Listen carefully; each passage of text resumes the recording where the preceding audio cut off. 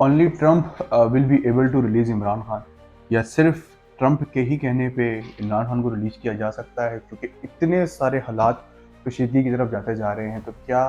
यही एक बंदा रह गया है जिसके एक कहने के ऊपर इमरान खान को रिलीज किया जा सके? ये बहुत सारे कंसर्न हैं जो आम बंदे के माइंडसेट में है जब से ट्रम्प ने इलेक्शन को विन किया है, and he is gonna be the next president of US. तो ये एक काफ़ी सर्च करने वाला क्वेश्चन भी है और काफ़ी आम बंदे के माइंड में आने वाला क्वेश्चन भी है। देखें, जब से ट्रम्प जो है वो यूएस का प्रेसिडेंट बना है और अभी तक ऑल्दो इन्होंने चार्ज नहीं संभाला, लेकिन लोगों की एक्सपेक्टेशन, स्पेशली पाकिस्तानी लोगों की एक्सपेक्टेशन जो है वो काफ़ी बढ़ चुकी है इनसे, कि अभी पाकिस्तान के जो पॉलिटिकल कंडीशन जा रही है, जो इतनी कशीदगी फैली हुई है, उनमें ये एक रोल अपना प्ले करेंगे। तो उसके लिए सबसे पहले ज़रूरी है जानने की बात, जहाँ तक बात रही ट्रम्प की और इमरान खान साहब की ताल्लुक़ की, तो ये ताल्लुक़ सिर्फ़ हमारे लास्ट जो 5 to 6 इयर्स गुज़रे हैं उस वक़्त का नहीं, बल्कि 90s 80s का ताल्लुक़ है ट्रम्प फैमिली के साथ इमरान खान साहब का। अगर अभी भी हम ऑन गूगल भी करें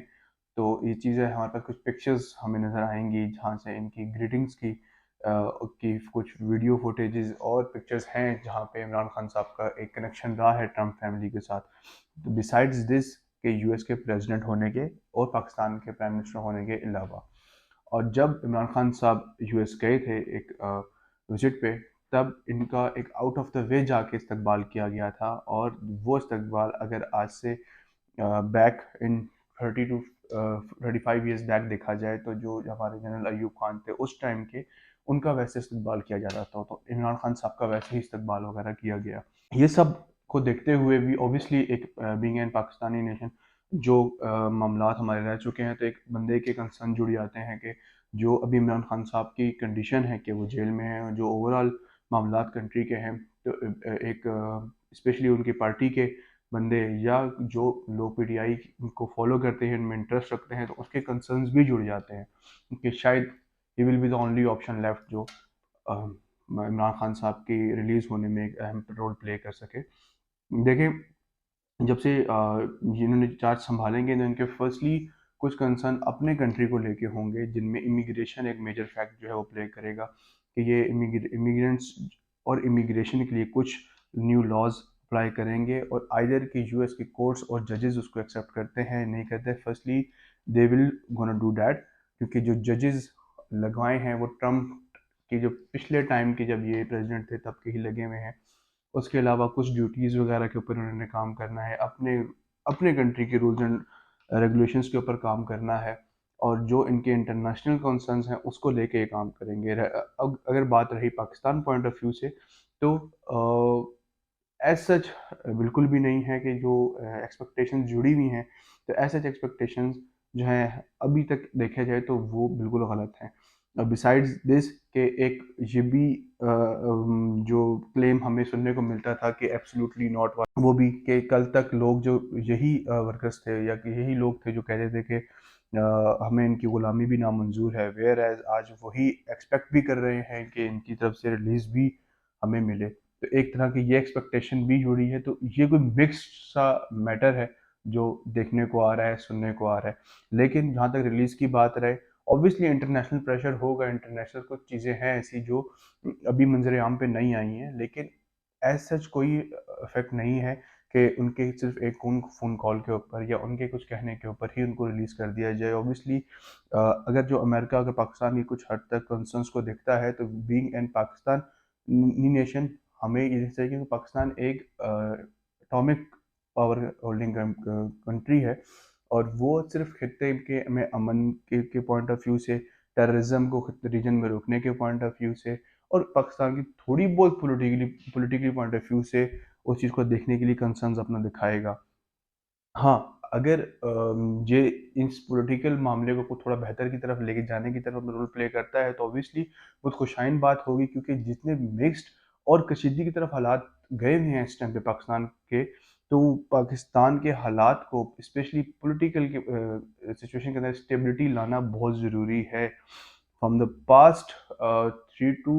4 ईयर्स बहुत बुरे हालात और डे बाय डे वर्स्ट से वर्स्ट हालात होते जा रहे हैं। पाकिस्तान का impact all over the world जो है वो बहुत बुरा पड़ता जा रहा है।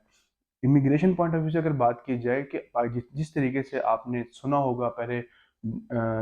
वेस्टर्न कंट्रीज ने पाकिस्तान के ऊपर जो वीज़े वो बैन किए, अब आ जाए हमारे यूएई की तरफ देखा जाए तो गल्फ साइड के जो कंट्रीज हैं उन्होंने भी वीज़ों के ऊपर रिस्ट्रिक्शंस लगाना शुरू कर दी हैं for Pakistani passport for Pakistan. दो किस्म के यहाँ पे रूल्स अप्लाई होते हैं, दो किस्म की चीज़ों को यहाँ मद्देनजर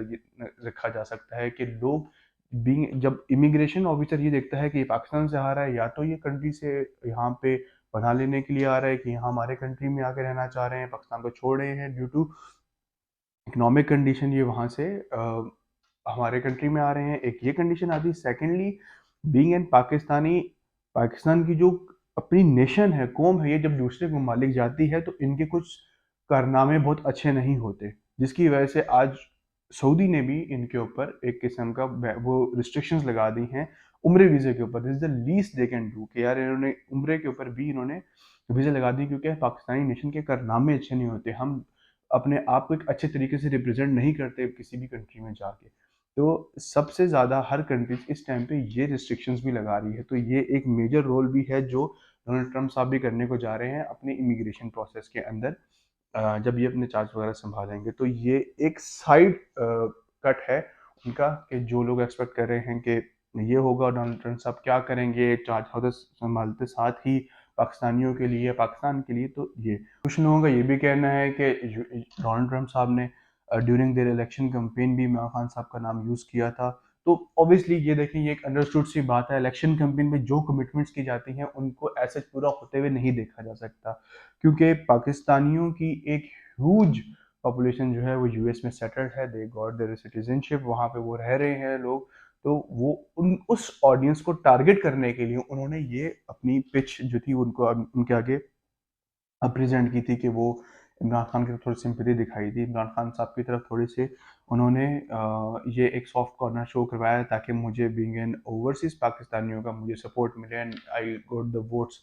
तो एक ये कंसर्न भी है। तो सिर्फ इसी को मद्देनजर रखते हुए हम नहीं ये कह सकते, बाकी हम बेहतरी के लिए दुआ ज़रूर कर सकते हैं कि अगर वो खित्ते में बेहतरी चाहते हैं या इस तरह का कोई कंसर्न है उनका, तो वो इसमें आके पार्ट ज़रूर लें। तो ये एक कंसर्न देखा जा सकता है, क्योंकि उनकी एक अच्छी फ्रेंडशिप वगैरह भी रह चुकी है इमरान खान साहब के साथ, और एक अच्छा रिलेशनशिप भी रह चुका है इमरान खान साहब के साथ। Although they can request for the जितनी भी बोर्ड एडमिनिस्ट्रेशन है पाकिस्तान की, कि अपने हालात सही करें या कुछ इनकी बेहतरी की तरफ लेके जाएं, at least they can do that. लेकिन हमें कुछ ज़्यादा एक्सपेक्टेशन उनकी बोर्ड एडमिनिस्ट्रेशन से है, यूएस बोर्ड एडमिनिस्ट्रेशन से ऐसे नहीं लगानी चाहिए कि दे सिर्फ यही रह गए हैं या यही हमारे मुल्क की बेहतरी के लिए काम करेंगे, यही हमारे मुल्क को अब राह रास्त पे लेके आएंगे। ऐसा बिल्कुल भी नहीं है। अगर मुल्क को ठीक करना है तो वो आपने ही करना है। जितने हालात ख़राब किए गए हैं वो भी आपके ही कराए किए गए हैं। आपकी आपकी पॉलिटिशियंस को, आपकी ब्यूरोक्रेसी को, आपकी जितने भी एडमिनिस्ट्रेशन है इसी को ही इस कंट्री को ठीक करना है, ना कि कोई बाहर से बंदा आएगा और वो इस कंट्री को ठीक करके जाएगा। I hope you like the video. अगर आपको इसमें कुछ इंटरेस्टिंग लगा तो प्लीज़ मेरे चैनल को लाइक और सब्सक्राइब ज़रूर कीजिएगा। Thank you so much.